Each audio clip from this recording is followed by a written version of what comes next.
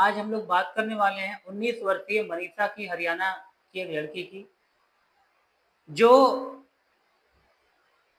एक शिक्षक के रूप में कार्यरत थी और हरियाणा में उसकी खेतों में लाश पाई गई। क्या ये हत्या थी या आत्महत्या, या फिर आत्महत्या दिखाने की एक कोशिश है ये? मनीषा की उम्र 19 साल थी। वो छोटे-छोटे बच्चों को पढ़ाती थी। 11 अगस्त 11 अगस्त के दिन वह स्कूल से तो लौटी, पर घर नहीं पहुंची। उसका शव, उसकी बॉडी खेतों में मिली। गले पर धारदार हथियार के निशान थे, गला कटा हुआ था और शव बहुत बुरी हालत में था, छत विक्षत। दृश्य इतना भयानक था कि गांव वाले देखते ही दहशत में आ गए और करुण रुदन फैल गया पूरे गांव में। क्रोश, आक्रोश, दहशत, सब कुछ था उसकी लाश को देखकर। पिता जब उसके एफआईआर कराने जाते हैं, पुलिस में बयान दर्ज कराने जाते हैं, तो पिता का कहना है कि एफआईआर दर्ज करने में पुलिस आनाकानी कर रही थी, देर कर रही थी। भाई का दर्द है कि उसकी बहन को इंसाफ मिले और जल्दी मिले और बराबर इंसाफ मिले, जल्दी हत्यारों को फांसी हो। मनीषा की मां की चीखें पूरे गांव को रुला गई। गांव वाले उसकी हत्या पर पूरी तरीके से आक्रोशित थे। 9 दिनों तक उसका अंतिम संस्कार रोका गया, न्याय की उम्मीद में। आक्रोश का जन सैलाब सड़कों पर उतरा। सरकार ने हरियाणा में उस क्षेत्र में 48 घंटे तक इंटरनेट का उपयोग बंद कर दिया, नेट कनेक्टिविटी बंद कर दी, जिससे कि माहौल पूरी तरीके से खराब ना हो। वहां का एसपी बदला गया, कई ऑफिसर निलंबित किए गए, क्योंकि पिता का और गांव वालों का कहना था कि इस केस में ढिलाई बरती गई है, एफआईआर से लेके बाकी और कार्यों तक में। इसलिए अफसरों के तबादले और एसपी तक का ट्रांसफर हुआ। सभी लोगों का यही क्वेश्चन है कि अगर मनीषा ही सुरक्षित नहीं है तो किसी की भी बहन बेटी सुरक्षित नहीं है, तो फिर ऐसे कानून व्यवस्था और न्याय व्यवस्था का क्या फायदा, जो इंसाफ ना दिलाए और जनता डरी सहमी रहे। और इतना विभत्स शरीर छत विक्षत पाया गया मनीषा का कि लोगों की अंतरात्मा कांप गई है। हम भारतीय सरकार और हरियाणा के राजनीति की बात करें तो हरियाणा के सीएम नायब सैनी का कहना है कि मनीषा हमारी बेटी थी, हरियाणा की बेटी थी और उसकी मौत पर राजनीतिकरण नहीं होना चाहिए बिल्कुल भी।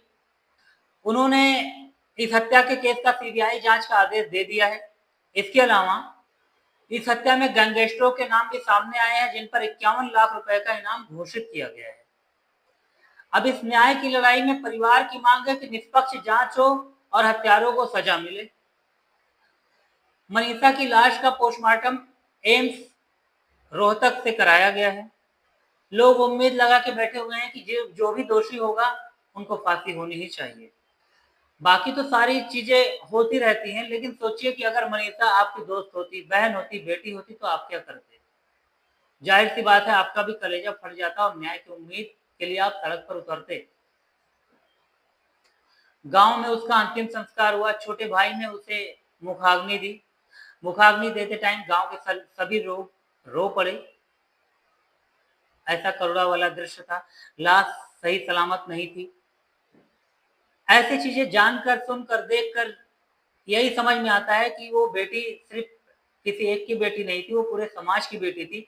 और समाज का उत्तरदायित्व है कि बेटियों की सुरक्षा कानून की जिम्मेदारी है, समाज की जिम्मेदारी है और समाज के प्रत्येक वर्ग की ये जिम्मेदारी है कि बेटियों की सुरक्षा के लिए जागरूक रहें। ऐसे मामलों में तेजी से कार्रवाई करना बेहद जरूरी है, जिसमें कहा गया है कि लोकल पुलिस की लीपापोती जाहिर हुई है, तो ये भी एक संदेह की बात है।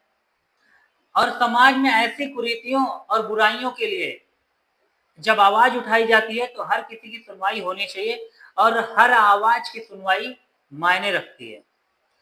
मैं यही कहूंगा कि इस वीडियो को ज्यादा से ज्यादा शेयर करें, जिससे कि मनीषा को न्याय मिले और सभी तक ये बात पहुंचे और समाज में जागरूकता फैले कि किसी की बेटी बहन समाज की होती है और उसके साथ गलत नहीं होना चाहिए। और गलती से अगर गलत हो गया है तो न्याय के लिए सभी को मिलकर आवाज उठानी चाहिए और कानून व्यवस्था सही से काम हो और न्याय जल्द से जल्द मिले।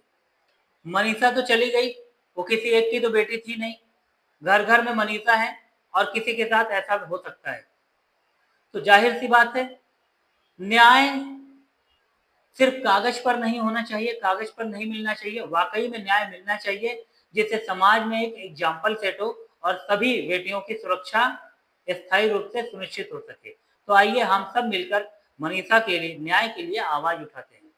आशा करता हूँ वीडियो को शेयर करेंगे और दूर तक पहुंचाएंगे, जिससे एक बेटी को इंसाफ मिले। आशा करता हूँ इस न्याय के मुहिम में सब लोग शामिल होंगे और वीडियो को शेयर करेंगे। मिलते हैं नए वीडियो में एजुकेशनल टॉपिक के साथ या जागरूकता के टॉपिक के साथ। जय हिंद, जय भारत।